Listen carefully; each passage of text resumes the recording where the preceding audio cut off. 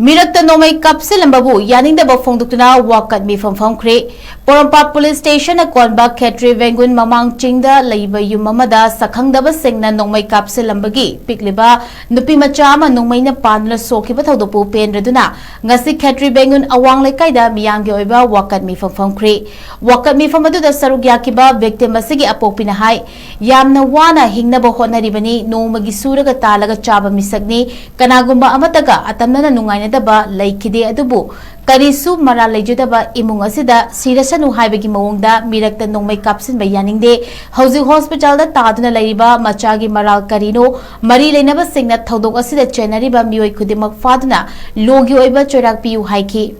Wakat Mepham adubu organize tawriba Youth Progressive Organization YPO gi advisors oiba Said Fazlur Rahman nahai Karisu Khangjadriba Pikliba Angang Amada Atamnana Nongmei Kapchinlambabu attack Toramabu Yaningdaba Phongdoktuna Maralaiba Singh Athubada Fatna Logi Oiba Chorak PBU Manipur Commission for Protection of Child Rights ki Makhadagi Su Thigat Piduna Chenariba Pomnamak Chorak Piu Haiki Wakat Mepham aduda Tunga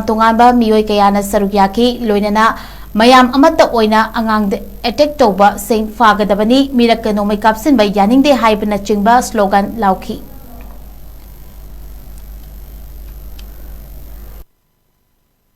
Parang numidang kung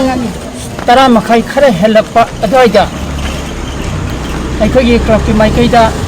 pawa malaki madudi mamang singda laiba yum amada nongmaina kapchinbana ipi masa ama yamna thina sokle haina pakhatna dana aikoi ki club ki member sing mafam maduda athubada yoksinjai aduga check toru matam dan pi masa asi ningongda nongmai maruna panbagi takpham lerambaga loinana aikoina Hospital Kutakta Laying Bapukatsai, Lodana Hojipova Mark, Laying Lajari, Aru from the Youth Progressive Organization, YPO, Maikaidagi, Tanzaning Badi, Asugum Laba, Minungsi Kandraba, Saram Chatsakpa, Saukotaba Musing Ado, Atumatam, the Mari Lanabana, Tidopidana, Pagat, Pibaga Luinana, Akan Basara, Pibinaba, Hajari.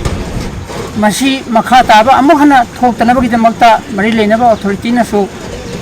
makataba thabaksing tarka laibasing paikhat pinaba masimasu club ki maikai dagi thamjari